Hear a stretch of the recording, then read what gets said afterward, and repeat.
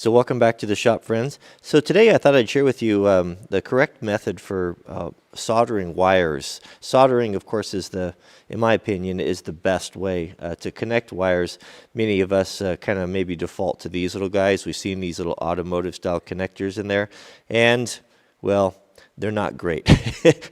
Just go look at your trailer after a couple of years being outside using these. You know, they're not ideal. The ideal way, though, is to solder. It's a little intimidating, I think, by a lot of folks because maybe you don't have the equipment or you've had bad luck with it. I'll show you how easy this is to do with just a tiny handful of tools, and I'll show you. Let's go into the kit right now. There's really just a few things you need in your kit. And, you know, it's worth $100 or so. You can put together this kit that'll serve you for a lifetime.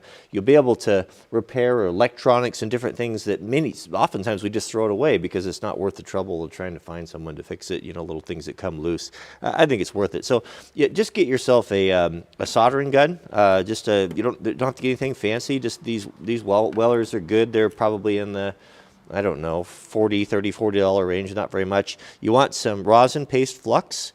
You want a little brush and some rosin core solder. You don't want to use the solder used for plumbing. It's not the right stuff. And this right here, this stuff's amazing. This is a 3M silicone dielectric grease type of thing that we use, as well as, you know, a good selection of shrink tubing.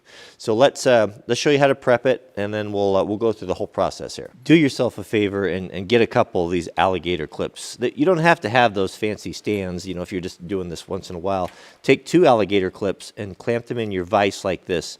Now, some of these alligator clips have a pretty tight spring on them, so take some shrink tubing on the ones you're going to keep in your kit and just melt it on there, and that way they won't mess up your wire. And this is going to hold things securely, and you're just going to get a whole lot better job.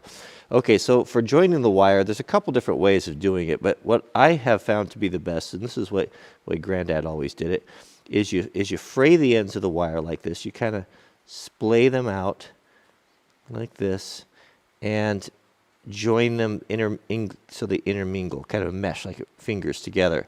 Pinch one side like this here and start bringing everything together, and then twist. Twist this side here, and then twist this side over here like that. And that's going to give you the cleanest, the smallest, because we're going to shrink. If this is going to be something that's exposed and we're going to put our shrink tubing on there, it's going to be a little more low profile and look a little better. Now we can clamp it into our jaws and get everything ready for the solder. I don't think I mentioned you want a damp sponge too. Just any sort of old worn out sponge would be fine. Now with everything ready, you're going to take your rosin flux, right? And we're going to apply that on there like that. So just coat that on there, and that's going to help that solder to bind. It probably wouldn't be a bad idea to have heated that up first. And then we're going to get our soldering iron and untangle the cord that hooks on everything. Okay, so this shouldn't take long to heat up. So what we're going to do is we're going to put that on there like that, just until that flux starts to melt in, that rosin, and it starts to melt down inside the wires there, right?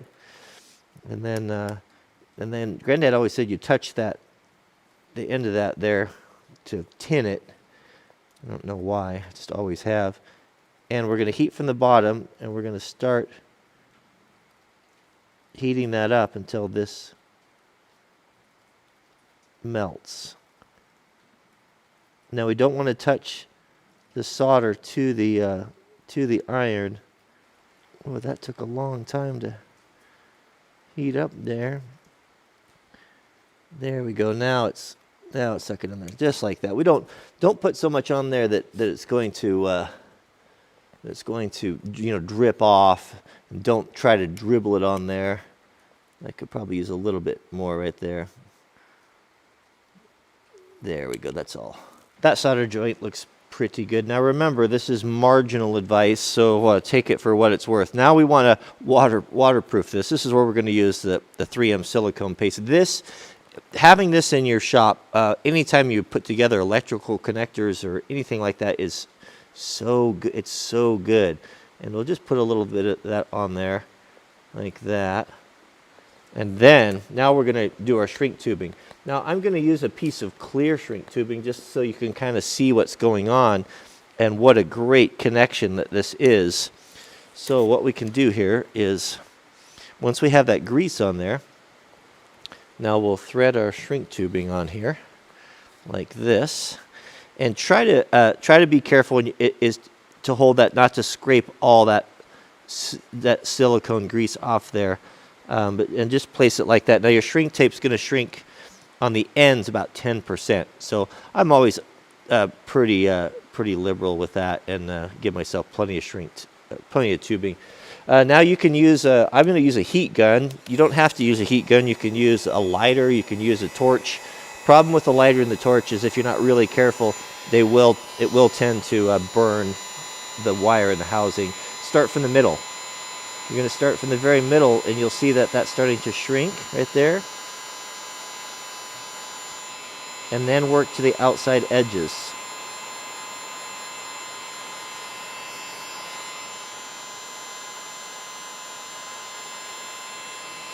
And you'll see, I think you can see, you'll see that silicone making that seal as the shrink tape tightens around the connection, and ideally you want it to squeeze out like that side right there. Probably should have put a little bit more on the housing, but that looks pretty good right there, actually. Now once that's cool to the touch, you can clean that silicone off there, and you have a really good, as good as you're going to get, a waterproof connection for joining two wires together. That's probably going to be tougher than the wire itself. So that's all there really is to it for connecting those, and that again, that's going to be your best connection. If you can take a little bit more time and you can solder these with a shrink tape instead of using those blue automotive style connectors, you're most likely not going to have to go back and redo your electrical work, especially for stuff that's going to be sitting outside, like trailers, or especially boat trailers, or there's a lot of water and spray on those, and it's pretty hard on electrical stuff. So what I'm going to do, I was going to add, a lot of folks have been asking, what happened to Wrangler Mart? Wrangler Mart was our Amazon affiliate store where I put the things that I like. People often ask, what do you recommend? What do you like for, what's that shirt, or what pocket knife you like, or what camera equipment you're using, and then they shut down the stores. Well, we've got a new one now. They've started a new program, and I will put a link to that down in the subject heading. It's at the WranglerMart.com will go over there. I'm forwarding those addresses. What I'll do is, because I know I'll get a lot of questions about this, I'll do affiliate links. Affiliate links are a way for us to support the channel. If you buy something on Amazon that I feature in the video, we get a small percentage from that, and it helps us to fund the channel. It doesn't cost you any more than what you'd normally buy it for, but it's just a way of helping creators out. So what you're going to want for your electrical kit, just basic stuff, is a soldering iron. I'll put one there that's good quality and not too expensive, and a heat gun. When you're buying a heat gun, make sure you get one that stands on its own, that's got some feet on it. Like this one here will sit like this on your bench. That way you can work on it hands-free. So if you're heating stuff or like that, to have two hands and have it so you don't have to clamp it in the vise is actually pretty nice. So those are the two main things right there. I'll put the flux, the silicone paste. You definitely want some of that. That's a must-have. That's like the WD-40 of electrical work, and solder and shrink tape. If I was going to add to that, I would invest in a pair of good strippers. Wire strippers are very nice. They'll pay for themselves on it if you have a small project, and some good crimpers and nippers, and that's about it. So I'll put together that kit for you on the store. So thanks for watching, and we'll see you guys on the next video.